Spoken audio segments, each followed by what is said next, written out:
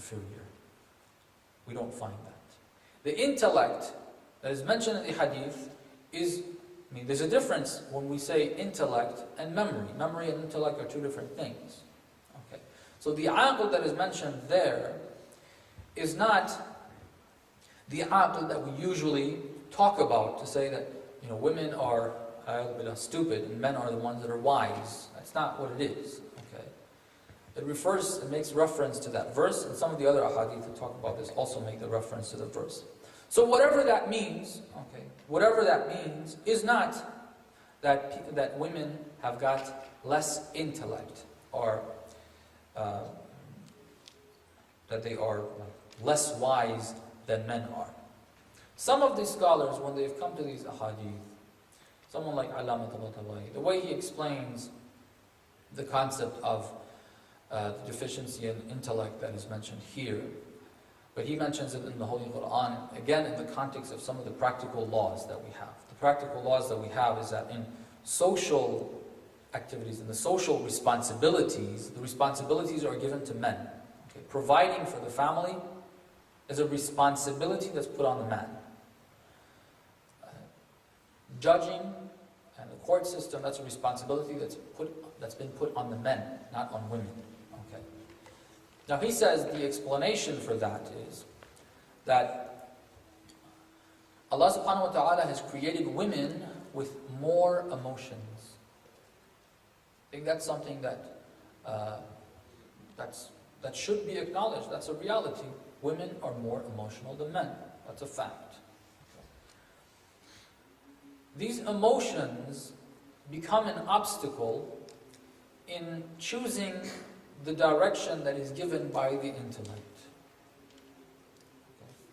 When you are told to fulfill a certain social responsibility, which includes beheading someone or judging someone and saying that this person is guilty of this crime, which means that you're going to stone them to death. Okay. Well, the intellect says that's what's right because Allah subhanahu wa ta'ala has said that. But emotions, it is difficult for the emotions to take that. So, for that reason, Allah subhanahu wa ta'ala has not given these responsibilities to women.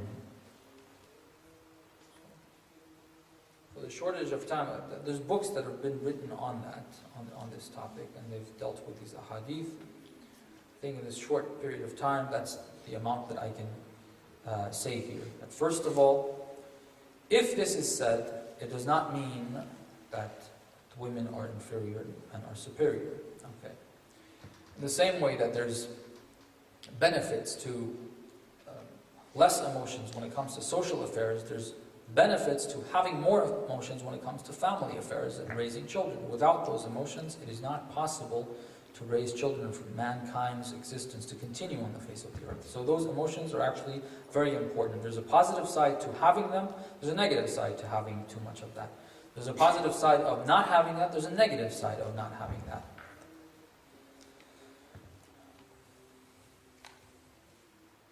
Let me go with the first ones.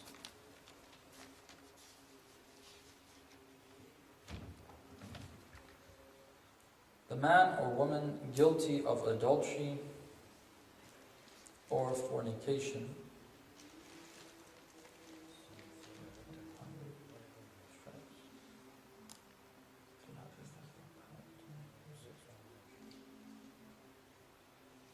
the man or woman guilty of adultery or fornication, flog them with 100 stripes. Do not be moved by pity. Is this translation true? I don't know which part of the translation they're asking whether it's true or not, but the ruling is that the word that is used there is zina. Okay, zina includes fornication and adultery. If it's someone that has a husband with or a wife with the conditions, then it's considered adultery. Otherwise, it's considered fornication. But the 100 lashes are there. The last part, don't be moved by pity. It says that, the verse itself says that don't be وَلَا تَأْخَذْكُمَا رَأْفَةٌ فِي دِينِ اللَّهِ. That don't let ra'fa, that mercy, that emotions, if I want to call it, don't let that keep you from doing what Allah subhanahu wa ta'ala has mandated on you. That's what the verse is trying to say.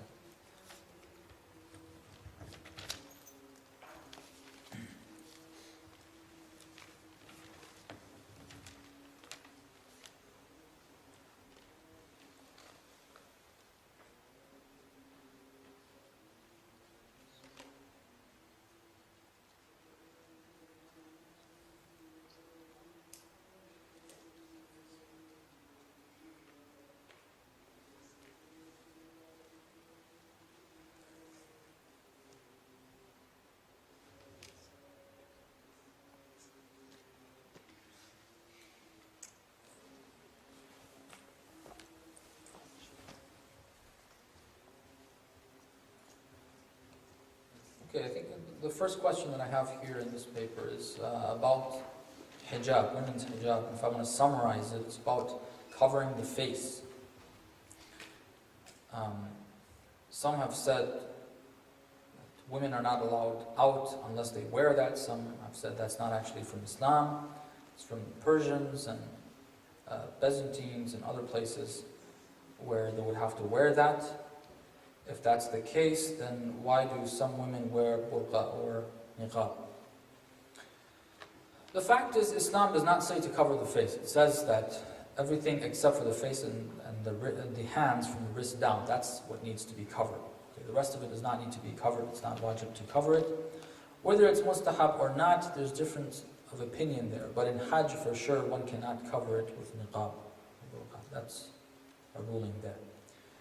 Whether this was practiced by the Persians or not, and it started there, the strict, very strict treatment of women, one of the areas in the world that had that type of a treatment, that women were not allowed out unless they were extremely covered, or they would try to keep them in the house, was actually, according to some historians, was practiced in Persia before Islam.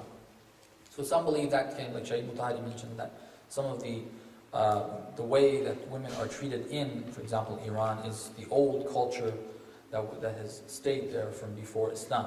Otherwise, Islam does not say women are supposed to stay in the house and treat them that strictly. It is what the rulings are. They can come out, there's no problem with that, but if they want to come out, they're supposed to cover themselves except for the face and the hands from the wrist down.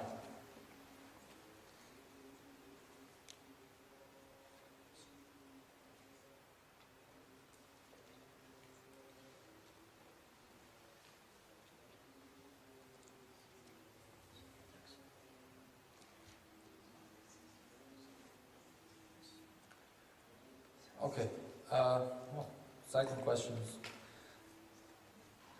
contraceptives are allowed in Islam, but abortion is not. Okay. Then some people say that because supposedly the baby's soul has not been blown in before the 4th month, the fetus life, therefore it is not seen as it's seen as actually a contraceptive to make abortion before the time. Abortion is not allowed. Okay. Abortion is when you have a fetus, okay, and you abort that. That's abortion. That is clearly haram in our religion. There's no question about that. Okay. The only case where it would be allowed is before the soul is breathed into it, and that's only if it has significant, it's either dangerous for the life of the mother, or it's going to be extremely difficult. Like extreme meaning, like obviously, delivery has got its difficulties, but extreme difficulty is something that is not normal. If it has that type of difficulty, then according to some of the Maraja, that is going to be allowed. But abortion is one thing, then keeping or not allowing the fetus or there to be the baby to be conceived, that's a different thing. Okay. In Arabic, the word is azl. Azl, it's not haram. Okay. It's not haram to do azl. Okay, which is the Western concept of what is called contraception, or the contraceptives. They're not mentioned as being haram in Islam, okay? Because that does not allow the baby to actually be conceived. There is no baby there. But when there is a baby, there is a fetus, we're not allowed to abort that. ruling is that we get clear cut. And before the soul is breathed, I mean, you can interpret it, you can call it contracepting it, but it's not. It's abortion.